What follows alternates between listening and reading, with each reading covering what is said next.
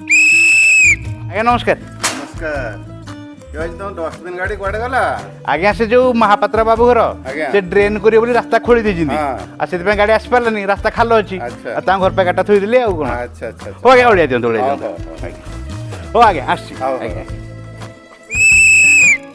ହଁ ବାବୁ ଘର ବୋଧେ କେହି ନାହାନ୍ତି, ହଉ ଛାଡ଼। ଏ ଓଳିଆ ବାଲା ରହ। ଦିଅ ବାବୁ ଦିଅ ଦିଅ ଦିଅ। ଆଚ୍ଛା ବାବୁ ତମେ ଏତେ ବଡ଼ ଘରର ପୁଅ, ନିହାତି ତ ଭଲ ସ୍କୁଲରେ ପାଠ ପଢ଼ୁଥିବ। ହଁ ଆଚ୍ଛା ଗୋଟେ କଥା ପଚାରିବି? ପଚାର। ଯିଏ ବାଜା ବଜାଏ ତାକୁ ଆମେ କହିବା ବାଜାବାଲା, ଯିଏ ନାଚ କରେ ତାକୁ ଆମେ କହିବା ନାଚବାଲା। ଆଚ୍ଛା ଯିଏ ଅଳିଆ ଗୋଟେଇକି ନିଏ ତାକୁ ଆମେ କହିବା ଅଳିଆବାଲା, ନା ଯିଏ ଅଳିଆ ପକାଏ ତାକୁ ଆମେ କହିବା ଅଳିଆବାଲା?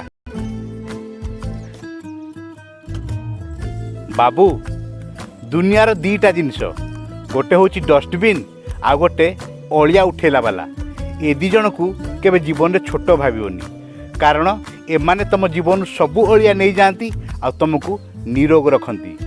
ଦିଟା ଜିନିଷ କେବେ ଭୁଲିବନି, ଅଳିଆ ଉଠେଇଲା ଲୋକ ଆଉ ଡଷ୍ଟବିନ୍।